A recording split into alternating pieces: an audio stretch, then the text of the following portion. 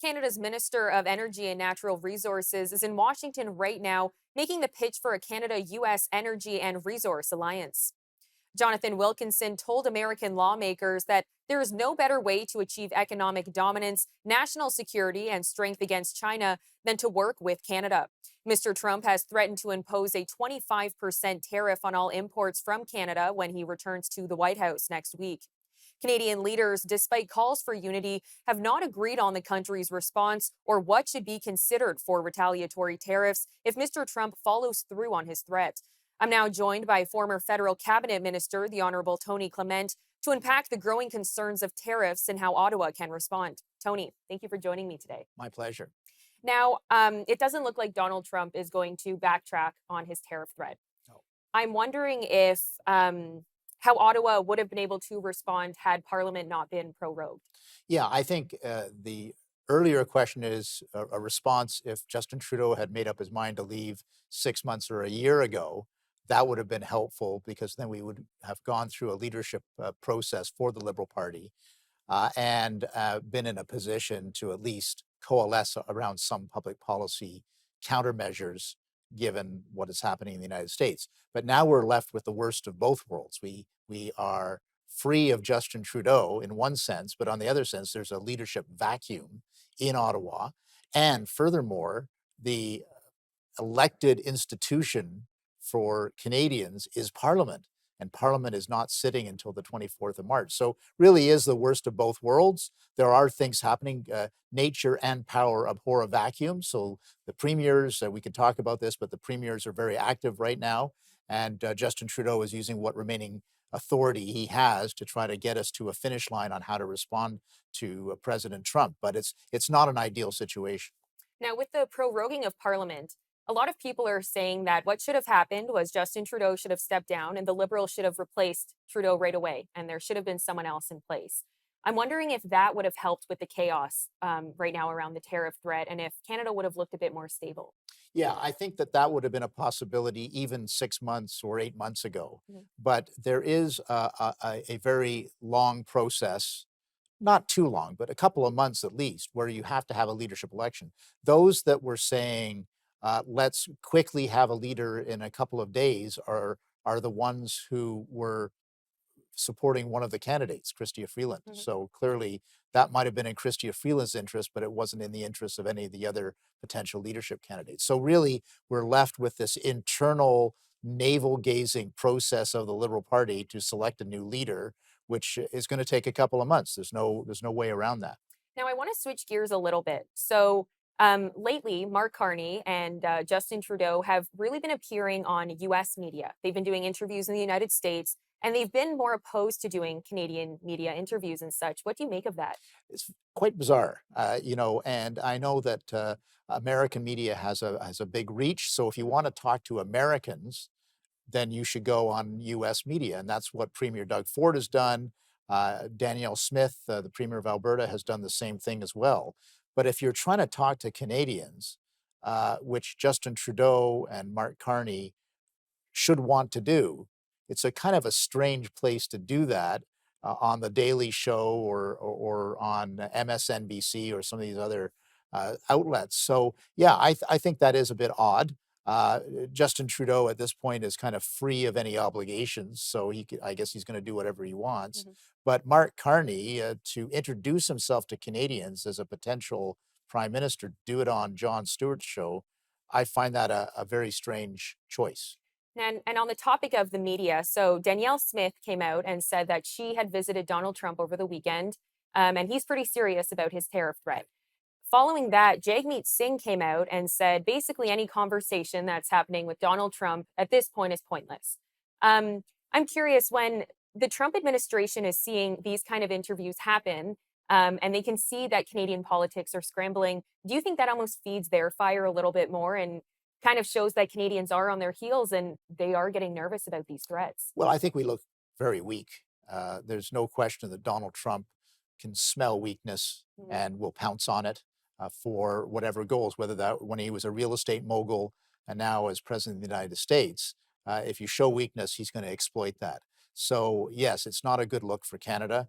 We do look divided. We do look leaderless. We do look like we don't have a consistent or coherent public policy Mhm. position. These are all signs of weakness right now, and do not bode well for any potential negotiation with the Right. Trump administration. So, yeah, we Tony, got to deal with that.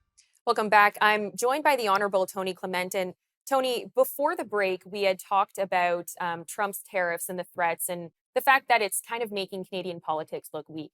So I want to shift back to Mark Carney. Mhm. So in an interview, he called himself an outsider to Canadian politics. And people have kind of labeled that as, is he removing himself from Justin Trudeau's running and just kind of everything that that looked like? Would you call Mark Carney an outsider? No, I'd call him the ultimate insider. An insider in terms of global corporate elites, Mhm. and an insider in terms of the governing Liberal Party. The fact of the matter is, Mark Carney's leadership campaign is being run by Team Trudeau. All of the people that were around Justin Trudeau for 10 years are now around Mark Carney and are running his campaign. And the people that have the levers of power within the Liberal Party are Mhm. all Team Trudeau. So he's the opposite of the outsider. He's the insider. But I would understand why he wants to be the outsider, to remove himself from the controversies and all of the failures of the Trudeau 10 years. But no, he's not an outsider. Now, calling him the ultimate insider, I'm curious. There's a potential that he could win the Liberal leadership race. Now, with that, he's not a member of Parliament, and he hasn't received a single vote yet. Is that the Ever. right? And is that the first time, if he is to become the party leader, is that the first time that that's ever happened? No, it's not. Okay. To be fair, it does happen throughout history. Brian Mulroney, when he became leader of the Progressive Conservative Party in 1983, he was not a member of Parliament, but he quickly secured a seat in Nova Scotia for the purposes of being in Parliament. So it does happen. Okay. But the problem for the Liberals and the problem for Canadians is time is short. There's going to be an election. If it's not in October, it could be in May or June, Mhm. depending upon whether the Liberal government loses the confidence of the House of Commons when it returns on the 24th of March. So, there's not a lot of time for Mark Carney to present himself to Canadians. Don't forget, you know who Mark Carney is. A lot of our wonderful audience knows who Mark Carney is, but most Canadians have never heard of Mark Carney. Right. His recognition is 25% or something like that. So he's got a lot of work to do in order to present himself to the Canadian public in a short period of time. Now, another person that's talked, or it's rumored that they may run, is Chrystia Freeland. Right. So I'm curious. Trump came out when Freeland stepped down and basically said good riddance. He's made it clear he's not a fan of Freeland. So I'm curious, if she becomes the leader of the Liberal Party, do you think that could hurt Canada and US's relationship more because Trump's made it clear he's not a fan? Yeah, I mean, she's got a track record. She's been an integral part of Mr. Trudeau's government Mhm. for 10 years now.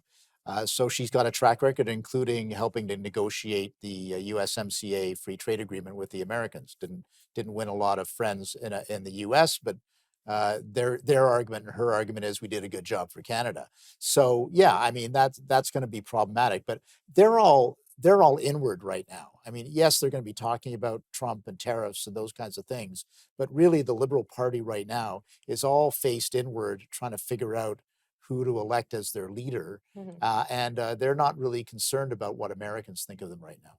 And in regards to Freeland's track record, how hard will she have to work to almost create a new name for herself or a new brand? Because right now people see Freeland and they see Trudeau. So how is she going to have to build a campaign around not everything that she's done in the past few years? It's going to be interesting. Obviously, her calling card is, "Hey, I quit Trudeau. Mhm. Trudeau was trying to do nasty things to me and to my legacy, so I had to remove myself." So that's going to be her argument to Liberals, at least anyway. But the counter argument is, you were there for all of the major decisions. Every video footage or photo of Trudeau making a major announcement, there's Chrystia Freeland nodding her head, just a little bit behind and to the right of Justin Trudeau. So that's going to be a tough argument to make, I would wager.